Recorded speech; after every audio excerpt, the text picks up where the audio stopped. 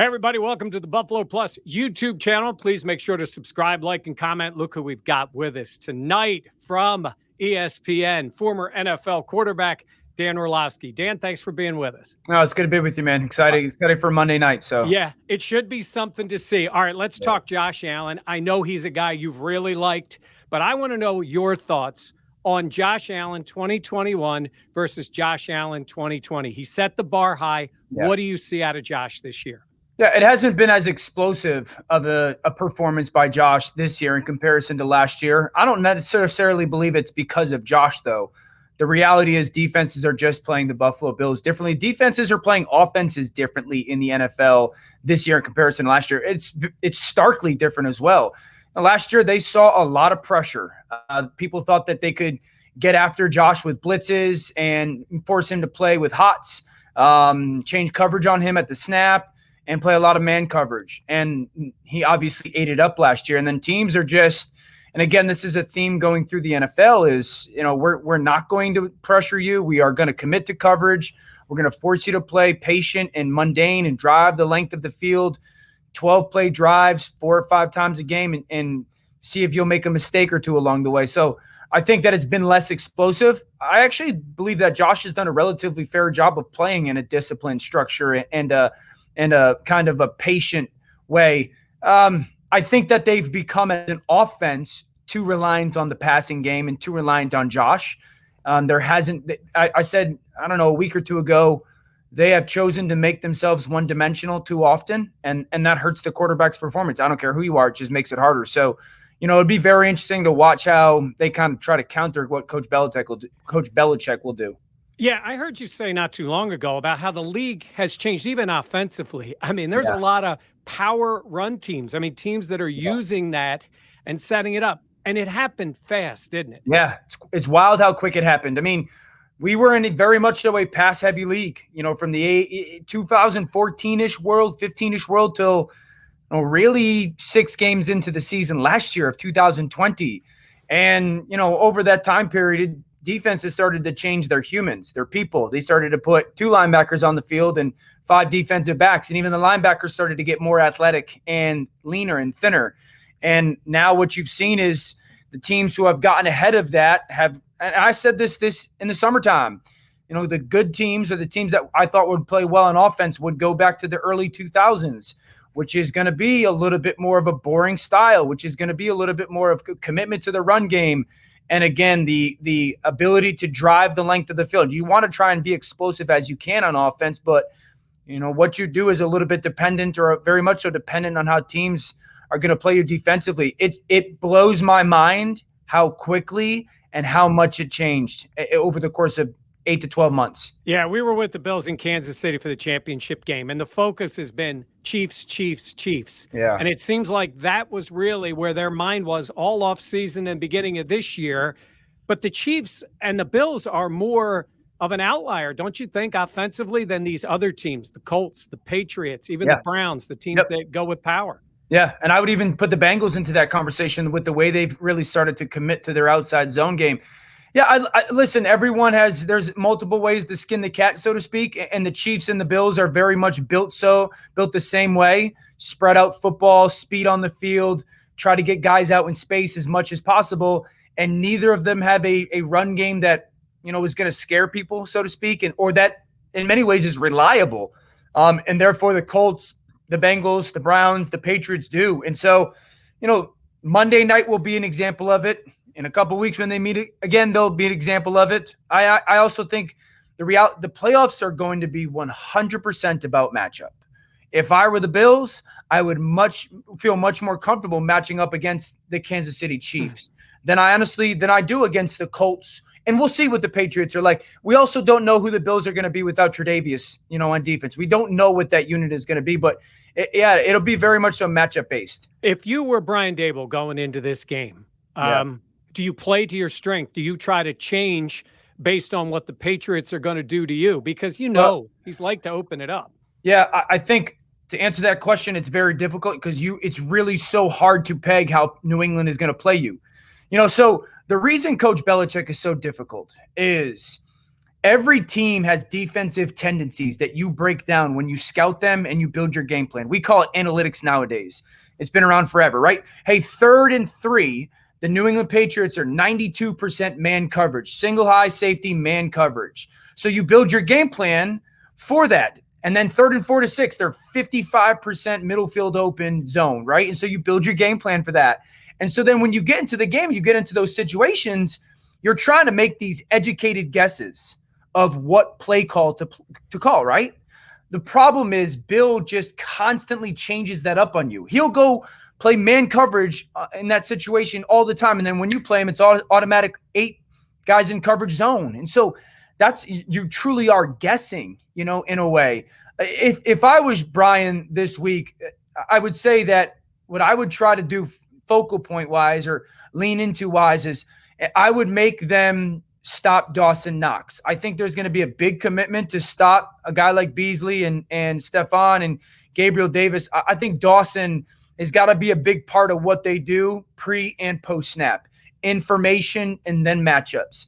I think the second thing I would make them play 11 on 11 football versus me. And I know that's a little bit scary because you're exposing your guy to some hits and he's got to be smart with it. But I would use that quarterback run we saw a little bit against the Saints a week ago. And then Josh has got to be great with the timeliness of don't leave the pocket or go. Like New England is going to build that wall. And as a quarterback, Josh has got to do a great job of being patient in those moments and being patient because when they're doing that, they're kind of daring you to leave the pocket when you don't have to. And then there are going to be moments when seams pop. And if a seam pops, he's got to go. And I think how well he does in that situation will go a long way to determining how well he performs. And so for the offense. Yeah. To the other side of the ball, I think Bills fans have been certainly interested from afar in watching Mac Jones. And there's a fear in Buffalo that we're seeing what we saw for 2 decades, at least the beginning of it. Sure. Now, I'm not saying Tom Brady, but it is in Foxborough. It is with the same coaches, same system. What do you see in Mac Jones? Yeah, there's a lot of similarities. I think the number one thing for this offense that helps them so much is they don't have to chase points. Their defense is so good that they get to go with the mindset of just focusing on execution and being in the moment and being as good as they can in that situational aspect of the game as possible. They don't have to try and go outscore anybody. I think their play action game has become a huge part. And what they're doing in their play action game is they're cutting the field in half and allowing him to just read half the field. And it's often those 3 levels that we know in the play action game. But Mac is so good at canceling out progressions before the snap. So sometimes that 3-level throw truly becomes a 2-level throw for him. Or sometimes that 3-level throw is going, I know I'm only reading the right side of the field, and I know that defender has the responsibility of over there. I'm going to take him there to open another thing up. So he's really good with that. I think their screen game is back. Their screen game is so deadly, and they'll call it at first down. They'll call it on 2nd and 3. They'll call it on 3rd and 11. The screen is always up. Certainly they play that smash mouth. We live in a spread out world. They live in a shrunk down world. They're going to make your secondary tackle. Their wide receivers are incredibly willing on blocking. So, it's an offense right now that is very, very methodical and very much so committed to the mundane, and they're operating incredibly efficiently. Yeah, back to the screen game quickly. The Bills actually had one that worked. They've not been a great screen team. Yeah. And I just think maybe that's, in my opinion, based on the offensive line and the way they play. How much of that screen game is that symmetry between the timing and the line and the athleticism of the line? Because it's been a struggle when the Bills have tried to do it. Oh, it's everything. The offensive line is exactly what makes the screen go. Now, quarterback plays its part. Back plays its part, and kind of making sure that, first of all, you never want to give it away. And second of all, is how they're going about it. Sometimes the guard goes out. Sometimes the tackle goes out. Sometimes it's the guard in the center. Sometimes it's the guard in the tackle. So being really crisp with that stuff, and then knowing who's your guy, like knowing, New England ran one the other day on their first drive of the game, 3rd and 10, when, the offensive line did an awesome job of going, okay, that's my guy, but he got taken away by the receiver. I can go up to a safety. All of a sudden it's a first down. So yeah, a big deal of it is I would say the difference between the Bills screen game and the Patriots screen game is the Bills have the ability to call and run screens. The Patriots have made it part of their identity to call and run screens. And that's why they're one of the best screen teams in the league. Couple quick things, then we'll let you go. Mac Jones, we talked about him and the way he's handled it. This game is a different one a little bit, right? He hasn't been in this spot in the NFL yet.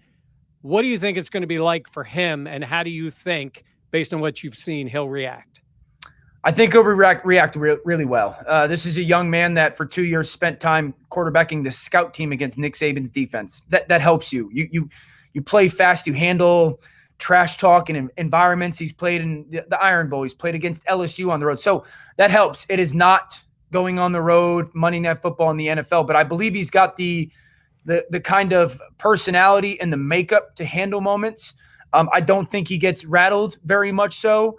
I think that New England is going to do everything they can to make sure that first quarter ends and they are at worst in a tie ball game. They are not going to allow themselves or him to get down 2 scores in this football game. They're just not going to put him in that situation. So my guess is this will be a fourth quarter football game, and that they believe that they'll be able to wear Buffalo out, and Mac will be able to be settled within that moment 3 hours into the game, and then very much so treating it like any other environment.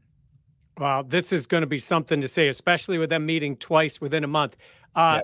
Indulge us for 1 second. We had your guy Marcus Spears on not too long ago.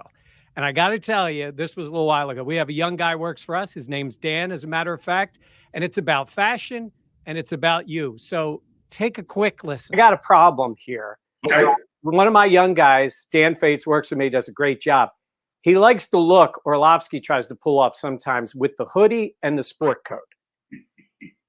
So you tell me what I tell Dan about the hoodie, sport coat, Orlovsky look. You're trying too hard. It doesn't look good.